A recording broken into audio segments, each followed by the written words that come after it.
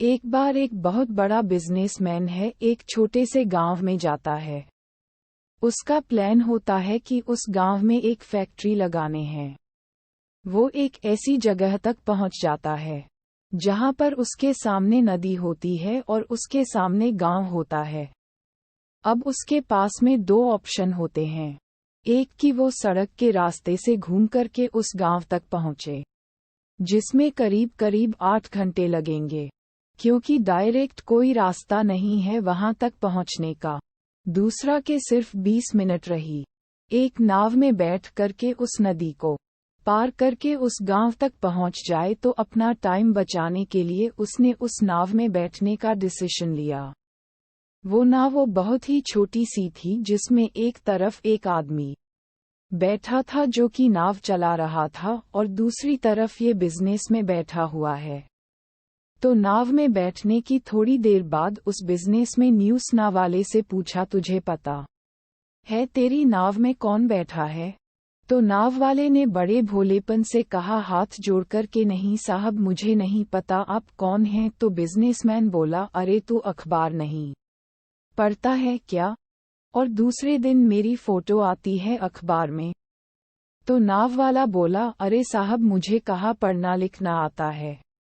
मैं बहुत छोटा सा था जब मेरे पिताजी गुजर गए थे, तो अपने परिवार का ध्यान रखने के लिए मैं बचपन से ही काम में लग गया और तभी मेरा स्कूल छूट गया।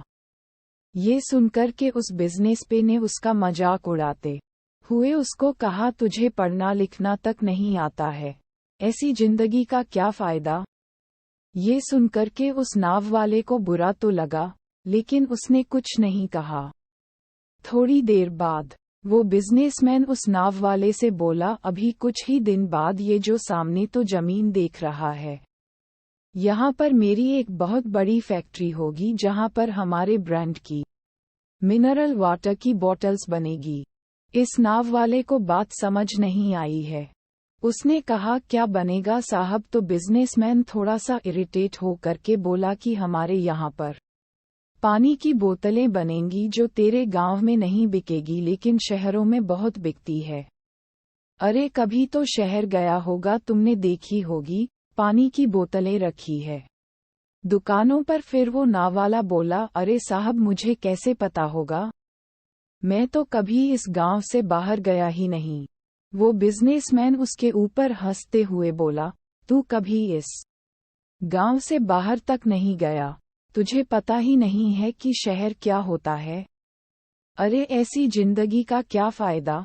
उसकी यह बात सुनकर के उस नाव वाले को सच में लगने लगा कि मेरी जिंदगी शायद किसी काम की नहीं है।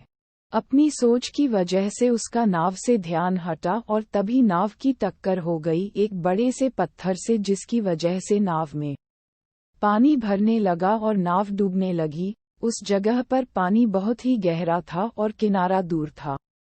नाव वाले को समझ आ गया कि अब इस नाव को बचाने का कोई तरीका नहीं है और वो अपनी जान बचाने के लिए नदी में छलांग मारने ही वाला था। तभी उसने उस बिजनेसमैन से पूछा, साहब आपको तैरना तो आता है ना? तो बिजनेसमैन घबरा कर के बोला, ऐसा क्यों पूछ रहे हो, मुझे तैरना नहीं आता।